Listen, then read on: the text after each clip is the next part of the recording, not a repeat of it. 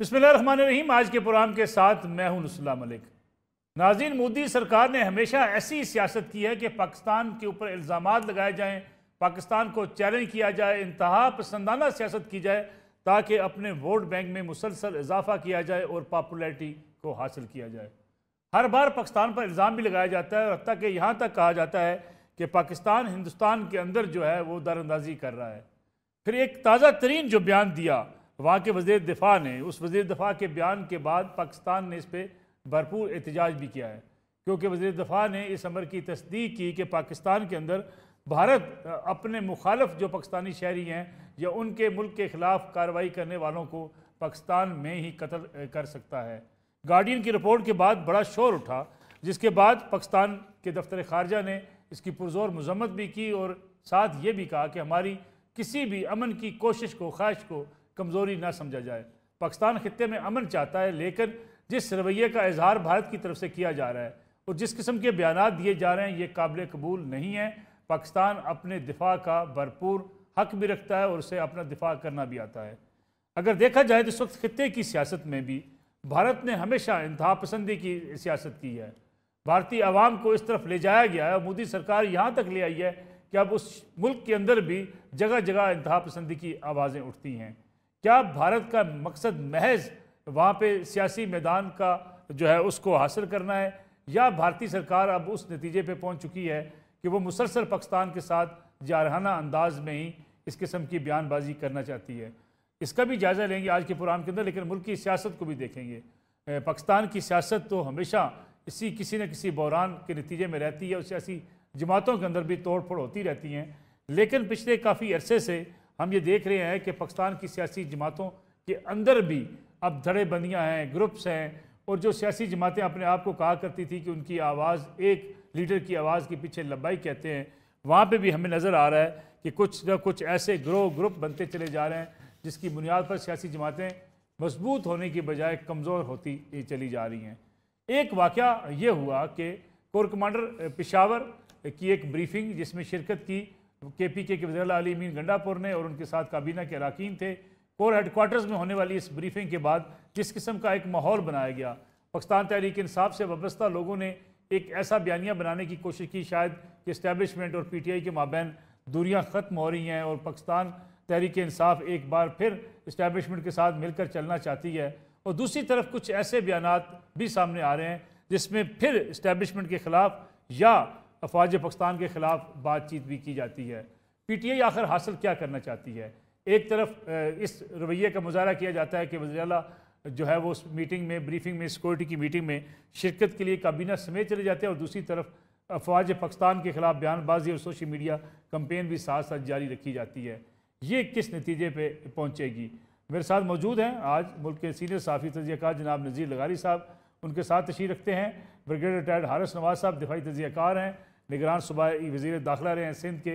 हारिस नवाज़ साहब आपका बहुत शुक्रिया। माजिद निज़ामी साहब भी हमारे साथ मौजूद हैं, सीनियर सहाफ़ी, सीनियर तज़कियाकार हैं। ब्रिगेडियर हारिस नवाज़ साहब, प्रोग्राम का आगाज़ में आपसे करना चाहूँगा, हिंदुस्तान आखिर चाहता क्या है? जो बयान दिया आज उनके वज़ीर दिफा ने, उसके बाद रद्दमल तो पाकिस्तान की तरफ से बड़ा सख्त किस्म का आया, लेकिन ये इंतहा पसंदाना रवैया, इंतहा पसंदाना बयानात, दीगर ममालिक के अंदर जो है वो मुदाखलत के उनके ऊपर इल्ज़ामात थे, उन इल्ज़ामात को तकरीबन इन बयानात से तो तस्लीम किया जा रहा है। दो तीन बातें याद रखिए। Whenever they are having their elections, वो या फॉल्स फ्लैग ऑपरेशन करते हैं, फॉल्स फ्लैग ऑपरेशन करते हैं, या सर्जिकल स्ट्राइक कराते हैं, या पुलवामा वाला कोई वो स्टेट ड्रामा करते हैं। और अब उन्होंने इलेक्शन कैंपेन के लिए जो बातें पहले से चल रही थी, जो इन्होंने कनाडा में सिख लिटरेसी लीडर को मारा, फिर USA में मारा, बड़ा ह्यूमन क्राई हुआ, बहुत वार्निंग दी गई, बट नथिंग हैपेंस। उसके बाद 20 पाकिस्तानी शहीद किए जो वो समझते थे कि उनके लिए, उनके अगेंस्ट है, उनके नेशनल इंटरेस्ट के खिलाफ हैं, उनको शहीद किया। सो दे, और फिर ये इस वक्त हमेशा anti Muslim, anti Kashmir, anti Pakistan, हमेशा ये कि उनका स्टेट ड्रामा होता है। यही उन्होंने किया to have gain, political gain करने के लिए, ताकि इलेक्शन में एक्सट्रीमिस्ट, हिंदू एक्सट्रीमिस्ट और ये सारा वोट हासिल कर सके। That is the basic purpose. But the point is कि जब वो एक्सेप्ट कर रहे हैं ना, हमारे पर बहुत बड़ी जिम्मेदारी है, we should not accept it, it is beyond comprehension. The best reply to them this 4 का जो खतरनाक टोला है, जिसमें नरेंद्र मोदी, गुजरात का कातिल, क्रिमिनल पर्सन, इसको अमेरिका और कनाडा का वीजा, इंग्लैंड का वीजा नहीं मिलता था। फिर उसके बाद राजनाथ सिंह, जिसने ये स्टेटमेंट दिया, defence minister, interior minister Amit Shah और अजीत डोभाल, ये 4 का टोला है जो ये सब कुछ कर रहा है एक्सट्रीमिज्म की तरफ, आरएसएस की तरफ लेके। जब से नरेंद्र मोदी ने ऑस्ट्रेलिया का, ये इजराइल का विजिट किया, ये 5 चीजें लेकर आए हैं, और वो सारी कश्मीर में जो 2019 में इसने तारा 370 35 वो किया, वो कर लिया। ही इस टाइम के कश्मीर को भी कॉर्नर किया जाए। हमारी जिम्मेदारी ये बनती है, सबसे पहला काम है इस गुलबशन जादेद जो रिकग्नाइज टेररिस्ट, रिकग्नाइज जासूस, इसके केस को खोला जाए और इसको मनतकी अंजाम दे लेके जाए। लेट देम 20 हमारे वो शहीद करते हैं, हम इस क्रिमिनल को भी एग्जीक्यूट करके लॉ इंसाफ के तकाज़ों को पूरा करते हुए इसकी बॉडी बैग गई है, ये इंसान बन जाएगी। The more we are submissive, they are more aggressive, the more we are strong, ये इंसान बन जाएंगे। इनका इलाज ये है, it is enough is enough. और साथ पाकिस्तान को अपना स्ट्रॉन्ग डोजियर बनाए इशू के ऊपर। इंटरनेट, आप ओएससी प्लेटफॉर्म को इस्तेमाल करें। अपने खित्ते में रशिया, चाइना 2 न्यूक्लियर मुल्क हैं, उनको लगे, वीटो पावर है, ईरान है, सेंट्रल एशियन कंट्रीज हैं, इनको मिलाएं, बताएं से इस खित्ते की क्या फॉलो आउट होंगे, दुनिया में क्या असरात होंगे। I think we have to very very proactive now. ये जो हम 2 हफ्ते बाद हर चीज भूल जाते हैं ना, दैट टाइम इज ओवर। बिल्कुल ठीक। नज़ीर लगारी साहब, जो ब्रिगेडियर साहब बात कर रहे हैं कि इलेक्शन के मौके पे हिंदुस्तान की ये पॉलिसी रही है कि वहाँ इस किस्म का बयानिया इख्तियार किया जाता है, एंटी मुस्लिम, एंटी कश्मीर, ताकि वोट बैंक ख़ासतौर पर इलेक्शन जीतने के लिए इसको एक हथियार के तौर पर इंडियन लीडरशिप जो है इस्तेमाल करती है। क्या आप समझते हैं कि ये इट्स सेल्फ भारत के लिए भी नुकसानदेह हो सकता है? इत्तेहाद पसंदाना नज़रियात के साथ भारत को अपने तौर पे इंटरनली कोई नुकसान नहीं होगा? बात यह है कि भारतीय लीडरशिप जो कुछ करती है, हमारी तरफ से उसका मुआस्सिर जवाब कभी भी नहीं दिया जाता है, बल्कि हमारे सियासतदान पॉइंट स्कोरिंग करते हैं। यहाँ तक कहते हैं कि अगर मोदी की इलेक्शन कैंपेन चलाते हैं और कहते हैं कि अगर मोदी इलेक्शन जीत गया तो कश्मीर का मसला हल करने की तरफ पेशरफ्त हो सकती है। बाकायदा इस तरह से कैंपेन की गई उसके पिछले इलेक्शन के मौके पर। और हमारे यहाँ जो नैरेटिव बनता है वो ऐसा नहीं है, इतना स्ट्रांग नहीं है कि हम इंडिया की 1000 गलतियां गिनवा सकते हैं, बल्कि दहशतगर्दी के एक्ट गिनवा सकते हैं और बता सकते हैं कि इंडिया में ऐसा हुआ है। इंडिया में लोगों को पकड़कर जबरन उनसे मजहब की तब्दील कराया जाता है, और वो सारे का सारा मामला कैमरे के सामने कराया जाता है ताकि रिकॉर्ड बनाया जाए कि हम लोगों को मजहब छोड़कर उनका मजहब अख्तियार करने की जो है वो मजबूर कर रहे हैं। फिर उसके बाद दहशतगर्दी के वाक़यात हमारे यहाँ इस शहर में जहाँ हम बैठे हुए हैं कराची में, हमें कभी कभी ऐसा होता था कि 100 अफराद मारे गए, कभी कभी होता था कि 50 अफराद मारे गए, कभी कभी होता था कि 20, 25, 30, और ये सारी की सारी वारदातें जो हैं वो उसके पीछे इंडिया था। इंडिया में ट्रेनिंग करने वाले यहाँ के लोगों की लिस्टें हमारे इदारों के पास मौजूद थी और खुद उन्होंने शेयर भी की थी, मगर कभी भी एक स्ट्रांग पॉइंट ऑफ व्यू नहीं बनाया गया पाकिस्तान की तरफ से कि भाई इंडिया हमारे साथ कर क्या रहा है। कभी भी इंडिया में ऐसा नहीं हुआ है कि दर्जनों के हिसाब से या बीसियों के हिसाब से या 5-8 के हिसाब से किसी भी शहर में लगातार कत्ल हो रहे हों और उसके पीछे पाकिस्तान का हुआ तो हो ही नहीं सकता। पाकिस्तान इस तरह की कभी भी क्यों हमारा ऐसा नहीं करता है। लगारी साहब, फिर तो ब्रिगेडियर साहब की ये तजवीज़ दुरुस्त है कि कुलभूषण यादव के मामले को, उस केस को मंतकी इंजाम तक पहुंचाया जाए, तो फिर भारत को एहसास होगा कि हाँ वाकई हम इतने सीरियस हैं जो हमारे खिलाफ जो इस किस्म की हर्जा सराई की जाती है उस पर। नहीं, मसला यही है ना, हम ये साबित करना चाहते हैं कि हम अपने कोर्स को, जो भी आपने किया, जो आपका प्रोसीजर था, जो आपका लॉ ऑफ द लैंड था, उसको आपने अप्लाई किया, उससे सजा हुई। और ये दुनिया भर में ऐसा होता है, दुनिया भर के अदालतें अपने अपने तरीके से काम करते हैं, जो भी वो सजाएं दें, माफी दें, बरी करें, कुछ भी करें, उसका अमल होता है। हम लेकर बैठे हुए हैं। पहले एक लोग थे उसका नाम लेना नहीं गवारा करते थे, दूसरे लोग जो है उसको उसके बचाने में लगे हुए थे और वो चाह रहे थे कि वो बच ही जाओ। तो अच्छा भाई क्यों बच जाए?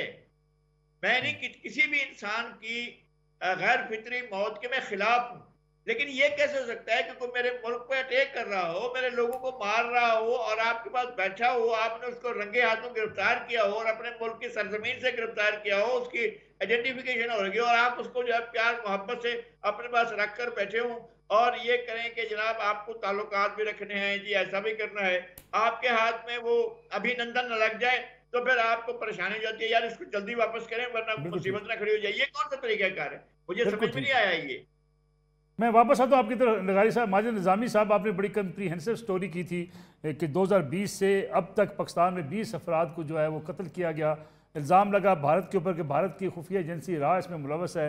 गार्डियन की रिपोर्ट के बाद जिस किस्म के बयानात सामने आए हिंदुस्तान की लीडरशिप की तरफ से, अब तो इस बात की तस्दीक होती नज़र आती है कि पूरी दुनिया में जहाँ भी कहीं जो लोग ख़ास तौर पे भारत के ख़िलाफ़ थे उनको कत्ल करवाया गया। और कनाडा वाली मिसाल आपके सामने है कि वहाँ जाके किस किस्म की कार्रवाई की जाती है। इस सूरत हाल में हमारा रद्दमल जो आया सामने वो दुरुस्त है। और कलभूषण यादव की जो बात की ब्रिगेडियर हारिस नवाज साहब ने, क्या वो केस मंतकी इंजाम तक पहुँच सकता है? जी बहुत शुक्रिया मलिक साहब। मेरी राय में ये मामला हमा जहती प्लानिंग और स्ट्रेटेजी के साथ सामने लाना चाहिए। और इसमें बड़ी हैरानी होती है जब ये रिपोर्टिंग की जा रही थी पिछले 2 साल के अंदर कि ऐसी टारगेट किलिंग्स पाकिस्तान में हो रही हैं, लेकिन रियासत की जानिब से इसके ऊपर खातिर खा कार्रवाई नहीं की गई। 2 साल के वक्फे के बाद सेक्रेटरी खारजा ने अभी कुछ माह पहले प्रेस कॉन्फ्रेंस की जिसमें 2 इंसिडेंट्स के हवाले से उन्होंने तफसीलात सामने रखी। सो मैं ये समझता हूँ कि चूंकि ये वाकयात कनाडा में भी हो चुके हैं, अमेरिका में भी हो चुके हैं और अब चूंकि भारतीय वजीर दिफा का बयान भी आ चुका है, तो इन सारी चीजों को क्लब करके देखना चाहिए और पाकिस्तान को एक हमा जहती स्ट्रेटेजी की जानिब जाना चाहिए। और उन्हें ये दूसरे ममालिक जिनके अंदर भारत ने ये कार्रवाइयां की हैं और उनको भारत से शिकायत है, उनके साथ मिलकर बैनुल-अक़वामी महाज के ऊपर एक फ्रंट बना के आगे चलना चाहिए। उसकी वजह यह कि पाकिस्तान सबसे ज्यादा मुतासिर है। कोई भी बैनुल-अक़वामी कवानीन के सामने रखते हुए ऐसी कार्रवाइयां नहीं की जा सकती। बिल्कुल ये गैर आईनी, गैर कानूनी है और बैनुल-अक़वामी कवानीन इसकी बिल्कुल इजाजत नहीं देते। सो इसका रिस्पांस बजाय ये होने के कि इसके ऊपर खामोशी इख्तियार की जाती, इसको बड़ी मजबूती से इसके ऊपर रद्द-ए-अमल देना चाहिए था, जो कि पिछले 2.5 से 3 साल में नहीं हुआ। और ये वाकयात रिपोर्ट किए जाते रहे और बताया जाता रहा कि ये टारगेट किलिंग की मखसूस वारदातें हैं और इनके अंदर इस तरह से कनेक्शंस मिलते नजर आ रहे हैं। फिर इसी तरह पंजाब हुकूमत ने, पंजाब पुलिस ने और कराची में सिंध पुलिस ने खासा इसके ऊपर काम किया और उन्होंने कुछ ग्रुप्स को आइडेंटिफाई भी किया और उनको अरेस्ट भी किया। सो इसलिए मैं समझता हूँ कि रियासत को इसके ऊपर अपनी पॉलिसी वाजे करने की जरूरत है, क्योंकि जो भी इंसिडेंट्स हुए उनके ऊपर कानून नाफिज करने वाले इदारों ने तो बहुत अच्छा काम किया और टाइमली उनको उन्होंने अरेस्ट किया। तो अब इसको बैनुल अक़वामी महाज पे कैसे लेके चलना है, ये पार्लियामेंट को तय करना है और रियासत को तय करना है। कलभूषण यादव का केस, इस पे क्या कहेंगे आप कि क्या उस मंतकी इंजाम तक पहुंच के हम वाकई भारत को ये पैगाम दे सकते हैं कि एक जासूस अगर हमारे मुल्क के अंदर दहशतगर्दी की कार्रवाई में मुलव्वस था, अपने मंतकी इंजाम को पहुंच गया? जी मुझे अभी तक ये इसलिए मुश्किल नजर आ रहा है, उसकी वजह ये कि बैनुल अक़वामी अदालत के अंदर भी ये मामला जा चुका और उसके बाद जब आप इन फोरम्स पे खुद इस मामले को प्रोसीड करते हैं तो फिर उन चीजों को मानना फिर आपके लिए फर्ज होता है। या तो डे 1 से जिस तरह इंडिया ने ये स्ट्रेटेजी अपनाई कि उसने किसी इंटरनेशनल कोर्ट से रुजू नहीं किया, उसने स्लीपर सेल्स तैयार की और जो भी उनके टारगेट्स थे उनको हिट कर लिया। वो अगर तो आप बैनुल अक़वामी कवानीन के मुताबिक चलना चाहते हैं तो फिर इसमें कई अगर मगर इफ्स एंड बट्स मौजूद हैं जिनको आपको देखना होगा। दूसरी तरफ इंडिया के हवाले से कर्नल हबीब की बात की जाती है, जिनको मुबैना तौर पर नेपाल से अगवा किया गया था। उनको किसी अदालत में पेश नहीं किया गया, उनके बारे में भी यही कहा जाता है कि उन्हें रॉ ने अगवा किया था। सो ये चीजों को लेके चलना, उनकी स्ट्रेटेजी बनाना, ये रियासत का काम है। जब एक दफा वो स्ट्रेटेजी बन जाए तो फिर उसको तब्दील करना खासा मुश्किल होता है। ठीक है माजिद निज़ामी साहब, हम एक कमर्शियल ब्रेक की तरफ जा रहे हैं। ब्रेक से वापस आएंगे तो जायज़ा लेंगे पाकिस्तान की सियासत का और ख़ास तौर पर सिक्योरिटी की सूरत हाल का। पूरे पाकिस्तान के अंदर चैलेंज बहुत बड़ा है, दहशतगर्दी की एक नई लहर का हमें सामना है और पाकिस्तान के अंदर जो इन्वेस्टमेंट है, चीन से इन्वेस्टमेंट है, बाहर से ममालिक से, चीन से आए हुए इंजीनियर, चीन से आए हुए दीगर जो वर्कर्स हैं उनकी सिक्योरिटी भी हमारे लिए जो है नहायत अहमियत की हामिल है। अगर सरमायाकारी पाकिस्तान में आनी है तो तमाम उन लोगों को जो सरमायाकारी कर रहे हैं या पाकिस्तान में काम कर रहे हैं उनकी सिक्योरिटी फराहम करना भी हमारी जिम्मेदारी है। इस पर बात करेंगे एक ब्रेक के बाद।